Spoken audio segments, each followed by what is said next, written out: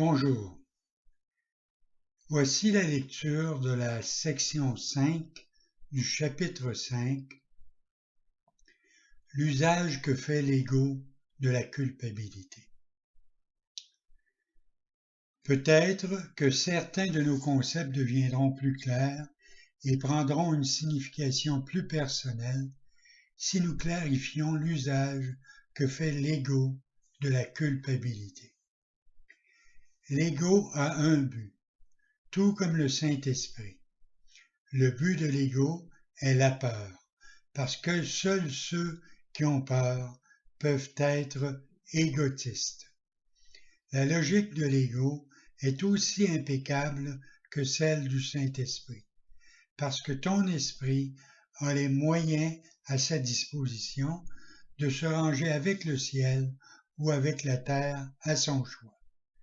Mais encore une fois, souviens-toi que les deux sont en toi.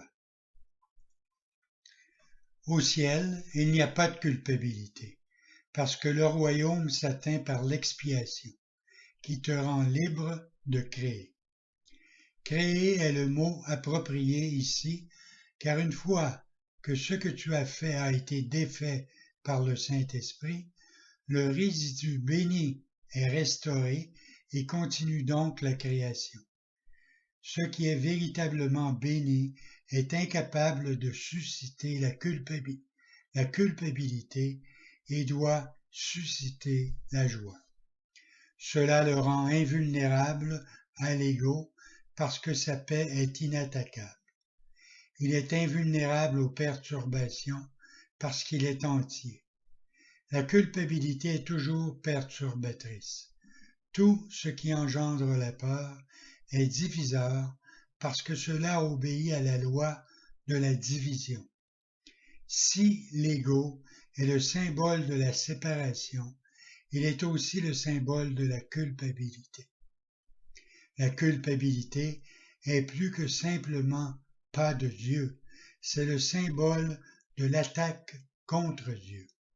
Voilà un concept totalement insignifiant, sauf pour l'ego, mais ne sous-estime pas le pouvoir de la croyance que lui donne l'ego. C'est de cette croyance que provient en fait toute culpabilité. L'ego est la partie de l'esprit qui croit en la division. Comment une partie de Dieu pourrait-elle s'en détacher sans croire qu'elle l'attaque? Nous avons dit plus tôt que le problème de l'autorité est fondé sur le concept de l'usurpation du pouvoir de Dieu.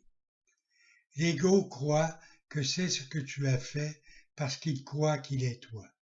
Si tu t'identifies à l'ego, tu dois te percevoir toi-même comme coupable. Chaque fois que tu réponds à l'ego, tu éprouves de la culpabilité et tu as peur d'être puni. L'ego est une pensée pleine de peur, littéralement. Aussi ridicule que puisse être pour un esprit saint l'idée d'attaquer Dieu, n'oublie jamais que l'ego n'est pas saint. Il représente un système délirant et il parle pour lui. Écouter la voix de l'ego signifie que tu crois qu'il est possible d'attaquer Dieu et qu'il est une partie de lui que tu lui as arrachée.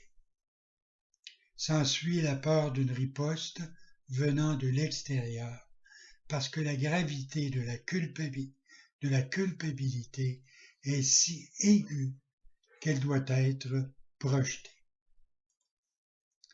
Quoi que tu acceptes dans ton esprit, cela sera réel pour toi. C'est ton acceptation qui le rend réel. Si tu intronises l'ego dans ton esprit, le fait que tu lui permets d'entrer en fait ta réalité. C'est parce que l'esprit est capable de créer la réalité ou de faire des illusions. J'ai dit plus tôt que tu dois apprendre à penser avec Dieu. Penser avec lui, c'est penser comme lui.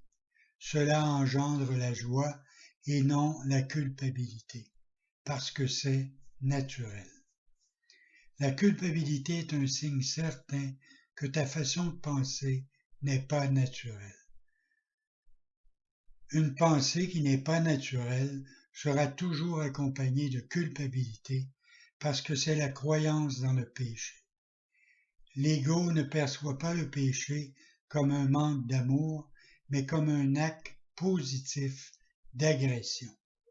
Cela est nécessaire pour la survie de l'ego, parce que dès l'instant que tu considéreras le péché comme un manque, tu tenteras automatiquement de remédier à la situation et tu réussiras. L'ego voit cela comme une fatalité, mais tu dois apprendre à le voir comme la liberté. L'esprit non coupable ne peut pas souffrir. Étant saint, l'esprit guérit le corps parce qu'il a été guéri. L'Esprit Saint ne peut pas concevoir la maladie parce qu'il ne peut pas concevoir d'attaquer qui que ce soit ou quoi que ce soit. J'ai dit plutôt que la maladie est une forme de magie. Peut-être vaudrait-il mieux dire que c'est une forme de solution magique. L'ego croit qu'en se punissant lui-même, il atténuera la punition de Dieu. Or, même en cela, il est arrogant. Il attribue à Dieu une intention punitive, puis il fait de cette intention sa propre prérogative. Il essaie d'usurper toutes les fonctions de Dieu telles qu'il les perçoit, parce qu'il reconnaît que seule une allégeance totale est fiable. L'ego ne peut pas plus s'opposer aux lois de Dieu que tu ne le peux, mais il peut les interpréter conformément à ce qu'il veut, comme tu le peux. C'est pourquoi il faut répondre à la question « Qu'est-ce que tu veux ?» Tu y réponds à chaque minute et à chaque seconde, et chaque moment de décision est un jugement qui est tout sauf ineffectif. Ses effets suivront automatiquement jusqu'à ce que la décision soit changée. Souviens-toi, toutefois, que les alternatives sont elles-mêmes inaltérables. Le Saint-Esprit, comme l'ego, est une décision. Ensemble, ils constituent toutes les alternatives que l'Esprit peut accepter et auxquelles il peut obéir. Le Saint-Esprit et l'ego sont les seuls choix qui te soient offerts. Dieu en a créé un, donc tu ne peux pas l'éradiquer. Tu as fait l'autre, donc tu le peux. Seul ce que Dieu crée est irréversible et inchangeable. Ce que tu as fait peut toujours être changé parce que, lorsque tu ne penses pas comme Dieu, en réalité, tu ne penses pas du tout. Les idées délirantes ne sont pas de réelles pensées, bien que tu puisses croire en elles, mais tu fais erreur. La fonction de la pensée vient de Dieu et est en Dieu. Fais-en toi-même partie de sa pensée, tu ne peux pas penser à part de lui. Une pensée irrationnelle est une pensée désordonnée. Dieu lui-même ordonne ta pensée parce que ta pensée a été créée par lui. Le sentiment de culpabilité est toujours signe que tu ne connais pas cela. Il montre aussi que tu crois pouvoir penser à part de Dieu et que tu veux le faire. Chaque pensée désordonnée s'accompagne de culpabilité dès son commencement, et c'est la culpabilité qui la maintient dans sa continuité. La culpabilité est inéluctable pour ceux qui croient qu'ils ordonnent leurs propres pensées et doivent donc obéir à leurs diktats. Cela les fait sentir responsables de leurs erreurs, mais sans reconnaître qu'en acceptant cette responsabilité, ils réagissent de manière irresponsable. Si la seule responsabilité du faiseur de miracles est d'accepter l'expiation pour lui-même, et je t'assure que ce l'est, alors la responsabilité de ce qui est expié ne peut pas t'incomber. Le dilemme ne peut être résolu qu'en acceptant la solution de défaire. Tu serais responsable de tous les effets de ta pensée fausse si elle ne pouvait pas être défaite. Le but de l'expiation est de ne sauver le passé que sous une forme purifiée.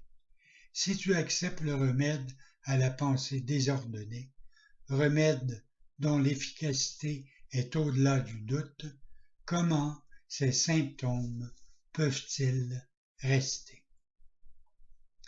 Que tu continues dans la décision de rester séparé est la seule raison possible pour que continue le sentiment de culpabilité. Nous avons déjà dit cela, mais sans insister sur les résultats destructeurs de la décision. Toute décision de l'esprit affecte à la fois la conduite et l'expérience. Ce que tu veux, tu t'y attends. Cela n'est pas délirant. Ton esprit fait ton avenir et il le retournera à la pleine création à tout moment s'il accepte d'abord l'expiation. Il retournera aussi à la pleine création dès l'instant qu'il l'aura fait. Ayant abandonné sa pensée désordonnée, l'ordonnance correcte de la pensée devient tout à fait apparente. Bonne journée.